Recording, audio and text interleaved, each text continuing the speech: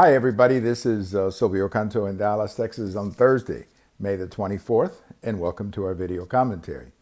I saw a story over the last couple of days, a story based on Marco Rubio, the senator from Florida. And Marco Rubio and some other legislators down in Florida are requesting from the Department of Justice an indictment against Raül Castro. And it's all based on what happened in February 1996. Some of you may be familiar with this. Back in February 1996, there was a group of Cuban Americans in Miami who would fly over the Florida Straits looking for Cubans who were trying to escape in a raft. Once they would identify people in a raft, they would then pass that information to the Coast Guard, and the Coast Guard, of course, would try to pick up the people. Many times they were in pretty bad shape because they had been out there in the tropical sun for several days. And this was going on. It became a very successful organization and, of course, a major irritant to the Cuban government. In February 1996, two of their planes were attacked by a couple of Cuban MiGs. And we have all of the talk between the Cuban pilots as well as the Cuban government. All of it came out because we had captured it, I guess by satellites or whatever.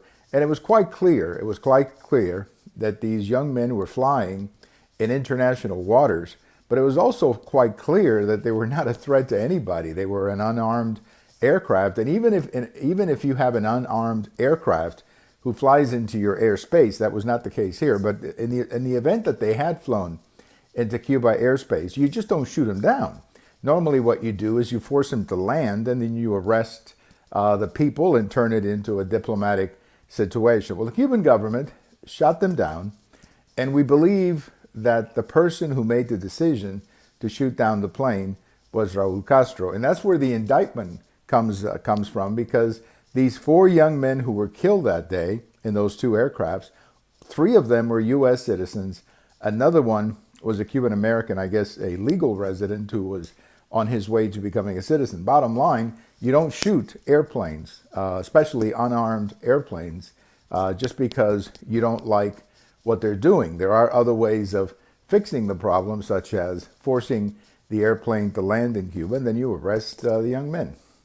How likely is this to happen? I don't know. I feel more optimistic, frankly, with President Trump, but I think it would send a clear-cut message if the Justice Department took this up. It would send a clear-cut message that the United States is not going to sit back and allow a country to shoot down a civilian aircraft that, again, represented no military threat whatsoever to the Cuban government. So it's in motion. It may take a few months for this thing to get off the ground, but I salute Senator Rubio and the other Cuban American legislators who are doing this. I think it would be a very good message to send to Raül Castro and the government that what they did was very, very wrong. Back in February 1996. Hard to believe that was 22 years ago already. Thank you for watching. If you're having a birthday today, happy birthday. By the way, happy birthday to Bob Dylan, the singer-composer. He's 77 today. We have all of these videos over at YouTube. We have them on Twitter, and we have them on my blog. Have a good day, everybody. Bye-bye from very warm, starting to feel like summer, Texas. Bye-bye.